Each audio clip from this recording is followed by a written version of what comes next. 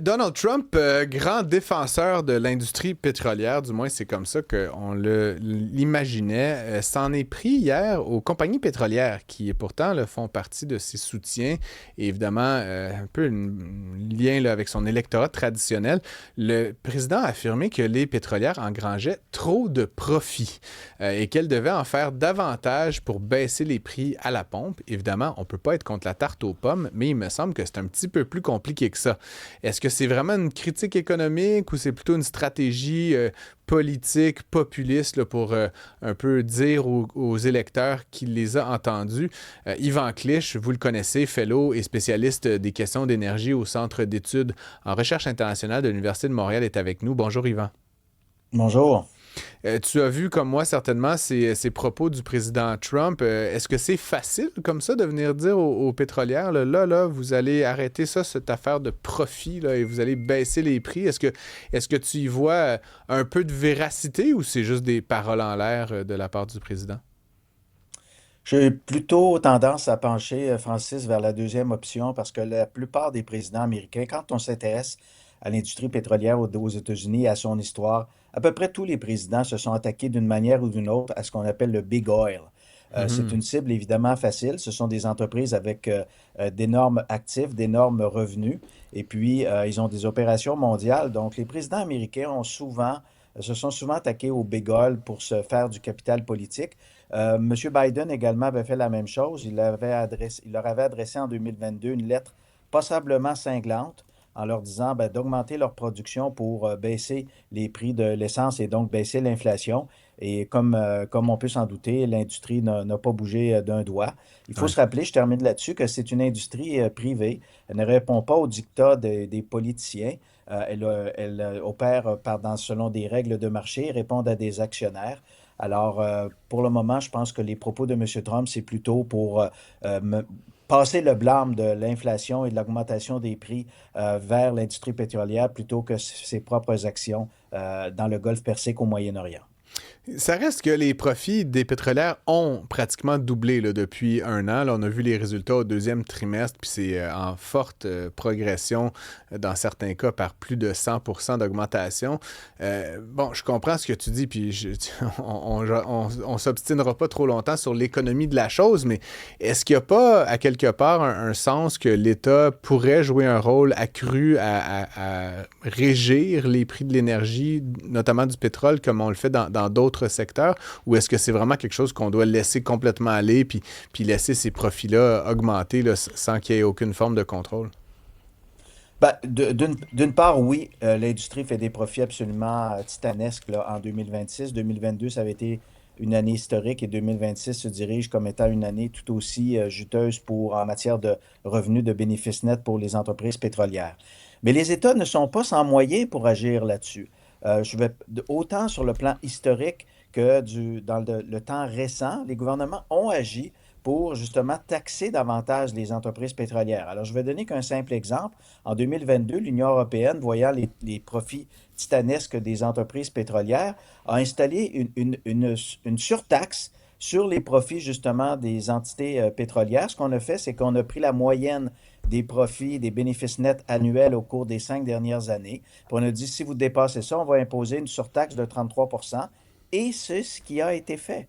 Alors, les gouvernements ne sont absolument pas sans moyens pour agir et aller tirer un peu du bénéfice important qui sont tirés actuellement par les entreprises pétrolières. Et sans surprise, les pays européens, il y a des voix justement qui se font valoir pour dire, ben, c'est la même chose en 2026 qu'en 2022. Donc, on devrait réinstaurer ce type de taxation. Et les États-Unis, autant que le Canada, sont tout à fait en mesure de le faire dans la situation actuelle. Et s'il le faisait, est-ce que, selon toi, ça pourrait se traduire par une baisse des prix à la pompe? C'est-à-dire, est-ce qu'on pourrait prendre cette redevance puis éventuellement la traduire en des prix plus faibles pour les consommateurs qui doivent faire le plein aujourd'hui à près de 2 $ le litre au Québec? C'est justement ce qu'on avait fait en Europe, c'est qu'on avait pris les profits de cette surtaxe pour aider les consommateurs pour affronter la hausse très importante des prix de l'énergie. Alors, on avait fait justement ce vase communicant.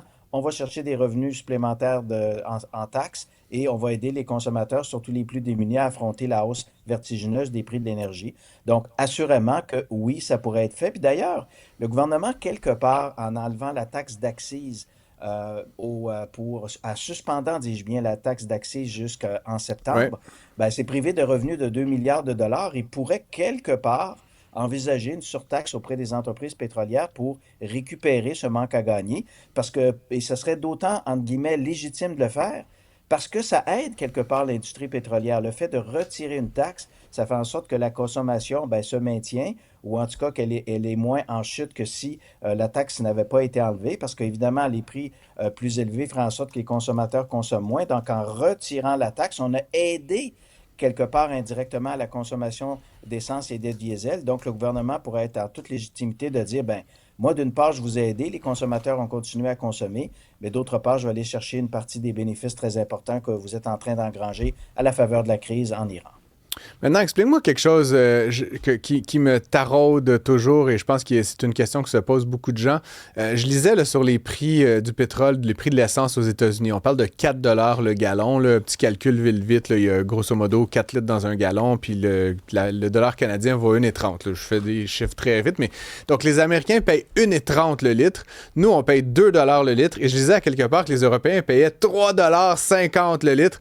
Comment est-ce qu'un baril de Brent, là, qui est le même pour tout le monde, là, 80 des pépettes aujourd'hui, comment ça se fait qu'un baril de brut à 85 coûte 1,30 dans la tank d'un Américain, 2 dans la tank d'un Canadien, puis 3 dans la tank d'un Européen? Comment est-ce que c'est possible une aussi grande divergence de prix? Ben, les divergences sont essentiellement dues aux taxes. Ici, au Canada, également en Europe, on taxe beaucoup plus le litre d'essence, les produits raffinés, qu'on le fait aux États-Unis. Donc, aux États-Unis, ça varie selon les États. Il y a certains des États qui taxent très peu et d'autres, comme la Californie, qui taxent de façon beaucoup plus substantielle.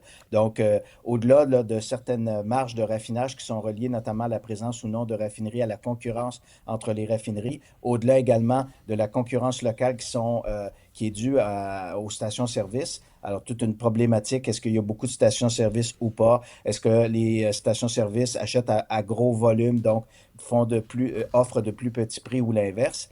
Essentiellement, ce qui explique la différence, ce sont les taxes qui sont beaucoup moins fortes aux États-Unis. Je comprends. Et là, maintenant, on voit ces profits-là importants des entreprises pétrolières. On a le président qui fait cette sortie, comme tu le disais, qui est peut-être plus de l'ordre du symbole que de l'intention politique. Est-ce qu'on peut quand même espérer, là, avec une forme d'accalmie au Moyen-Orient, que le prix de l'essence rebaisse là, d'ici la fin de l'année 2026? Quel est le pronostic actuellement chez les experts?